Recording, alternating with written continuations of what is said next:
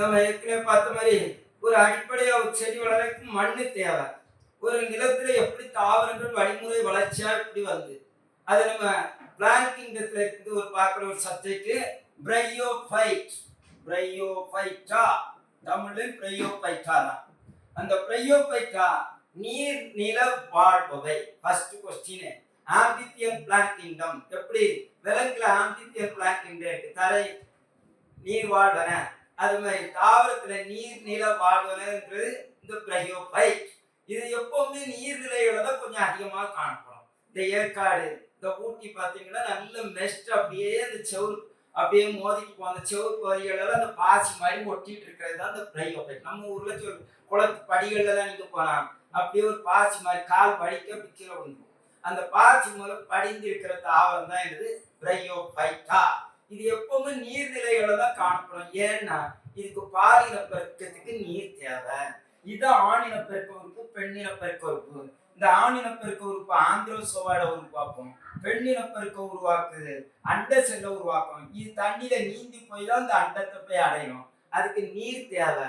அது எப்போ, அதனால அது நீர் நிலைகள்ல தான் வளரும். நீர் இருக்கக்கூடிய பகுதிகளை எப்பவும் அந்த பகுதிகளில் செடி நிழல் பகுதிகளையும் அந்த நம்ம ஊட்டி போன்ற அந்த பனி பிரதேசங்கள்ல அந்த இடத்துல தான் வாழக்கூடிய அந்த தாவரத்தை பிரையோஃபைட்டா. அப்ப தாவரம் எடுத்த உடனே மண்ணுல வரவில்லை, தண்ணீர இருந்து அப்படியே தரைக்கு வருது. அப்ப தண்ணீர இருந்து முதல் நிலத்துக்கு வந்த தாவரம் பிரையோஃபைட்டா. ஃபர்ஸ்ட்ல பிளான்ட் பிரையோஃபைட்டான்னு சொல்லலாம். ஆனா தண்ணீர இருந்து தரைக்கு வந்த தாவரம் இந்த பிரையோஃபைட்டா. இதுக்கு வாஸ்குலர் திசுக்கள் கிடையாது, பூக்கவும் செய்யாது, பூக்காத தாவரம். இந்த தாவரத்துக்கு தண்டு, இலை, வேர்கள் என வேறுபட்டு காணப்படாது. பார்த்தா உங்களுக்கு வேர் இருக்கிற மாதிரி இருக்கும், இலை மாதிரி இருக்கும், ஆனா உண்மையான இலை கிடையாது. உண்மையான இலைன்னா அதுக்குள்ள இருக்கணும், அந்த தண்டை வெட்டி பார்த்தா அதுக்குள்ள வாஸ்குலர் திசு, சைலம் மற்றும் ஃப்ளோயம் இருந்தாதான் அது வாஸ்குலர் திசு. அந்த வாஸ்குலர் திசு இந்த தாவரத்துல கிடையாது. நான் வாஸ்குலர் கிரிப்டோகேம், பூக்காத தாவரங்கள், வாஸ்குலர் திசுக்கள் அற்ற பூக்காத தாவரம் தான் இந்த பிரையோஃபைட். இந்த பிரையோஃபைட். அப்ப இந்த பிரையோஃபைட்டுக்கு மெயின் தாவரம் என்னன்னா கேமட்டோஃபைட், ஒற்றை மடி. இதுதான் இந்த கேமட்டோஃபைட். நிறைய பசங்களுக்கு இந்த பிளான்ட் பாட்னில கேமட்டோஃபைட் ஸ்போரோஃபைட் படிக்கிறதுல ஒரு பெரிய கன்ஃபியூஷன் இருக்கும். எது கேமட்டோஃபைட், எது ஸ்போரோஃபைட்? இதுல ஒரு வித்தியாசமே இல்லை. அந்த மெயின் தேலஸ், இதை தேலஸ் தான் சொல்லணும். இதுக்கு பிளான் பாடி தேலஸ். தேலஸ் ஏன் தேலஸ் சொல்றோம்? இதுக்கு வேர்கள், தண்டு என வேறுபட்டு. நம்ம சாதா செடியை போய் பார்த்தீங்கன்னா ஒரு இலையை போய் எடுத்துட்டு வந்தா இலைன்னு சொல்லுவோம், அதை வேறுட்டு வந்தா வேறு, தண்டு எடுத்துட்டு வந்தா தண்டு எடுத்துட்டு வந்துடும். இப்படி இந்த தாவரத்துல ஏதாவது தெரியுதா உங்களுக்கு? ஒண்ணுமே தெரியாது. தண்டு கிடையாது, இலை கிடையாது, வேர் கிடையாது. அதனால மொத்த பகுதி என்ன சொல்லிடுறாங்க? தேலஸ். அதனால இந்த தாவரத்தை தேலோஃபைட்டான்னு சொல்லலாம், தேலோஃபைட்டான்னு சொல்லலாம்.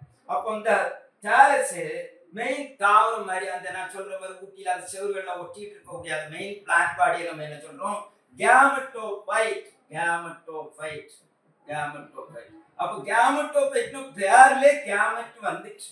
அப்போ ஆண் கேமெட்டையும் பெண் கேமெட்டையும் உருவாக்குறது அந்த மெயின் தாவரத்திலே இந்த கேமெட்டை உருவாக்கக்கூடிய ஆந்திரிடியமும் ஆர்கிகோனியமும் மெயின் செக்ஸ் ஆர்கன ஆந்திரிடியம் சொல்றோம். ஆந்திரிடியம் ஃபீமேல ஆர்கிகோனியம்.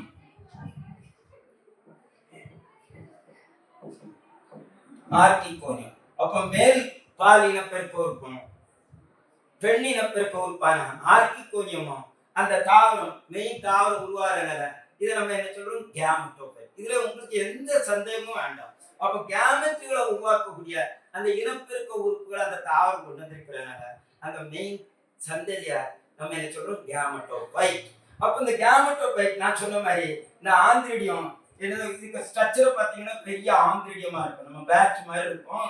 அதுக்கு இந்த பக்கம் நிறைய கேமெட். இது மைட்டாசிஸ் முறையில் நீட் கொஸ்டின். எந்த இனப்பெருக்க உறுப்புமே மியாசிஸ்ல தான் கேமெட்டுகளை உருவாக்கும். ஒரே ஒரு தாவரம் அந்த கேமெட்டுகளை உருவாக்குறது மைட்டாசிஸ் நடக்குதுன்னா இந்த பிரையோஃபைட். இந்த பிரையோஃபைட் மைட்டாசிஸ் ஏன்னா இதே ஒற்றை மையம். கேமெட்டோஃபைட்னா நீங்க எப்பவும் திங்க் பண்றது ஒற்றை மையம். அப்ப அந்த ஒற்றைமைய ஸ்போர்களை உருவாக்குறதுக்கு அது என்ன பகுப்பு தான் நடக்கும்? மைட்டாசிஸ் பகுப்பு தான் நடக்கும். மைட்டாசிஸ் பகுமரம் நல்ல ஆந்திரோசோவாய்ட், மல்டிபிளஜலைட் ஆந்திரோசோவாய்ட் இது அப்படியே தண்ணியில நீந்தி அந்த பெண்ணினப்பெருக்க ஒரு அண்ட செல் இருக்கும். அங்க போய் அப்படியே என்ன செல்லை உருவாக்குறோம், அந்த அண்ட செல்லை கருவுற வச்சு சைக்கோட்டை உருவாக்குது. நீங்க எப்பவும் ஒரு கொஸ்டினை ஞாபகத்துல வச்சுக்கலாம். Zygote is the first cell of sporophyte அப்படி சொன்னா உங்களுக்கு எப்பவும் தெளிவா இருக்கும். இந்த சைக்கோட் வந்த உடனே என்ன ஜெனரேஷன் வந்துருது? ஸ்போரோஃபைட். Sporophyte generation. அப்ப சைக்கோட்னாலே உங்களுக்கு தெரியும் 2n கண்டிஷன். அப்ப ஸ்போரோஃபைட்ல என்ன கண்டிஷன் தான்? இப்ப 2n. நிறைய 1 மார்க் உங்களுக்கு ஈஸியா வந்துடலாம் நீட்டுக்கு. அப்ப கேமட்டோபைட்னா எப்பவும் ஒற்றை மயம், அந்த ஸ்போரோஃபைட்னா ரெட்டை மயம்.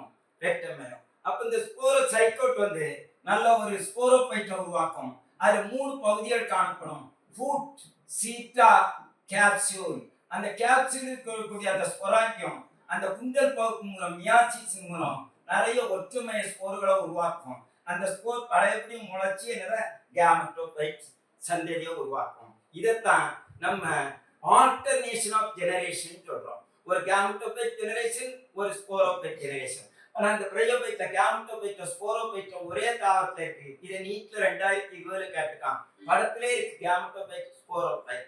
இந்த ஜெனரேஷன் ஒரே தாவரமா கொண்டது பிரயோபைட். இந்த மாதிரி நீட் ரிலேட்டடான நிறைய டாபிக்ஸ் தெரிஞ்சுக்கிறதுக்கு நம்ம சூர்யா நீட் அகாடமியில ஃப்ரீயா ஆன்லைன்ல கிளாஸஸ் போயிட்டு இருக்கு.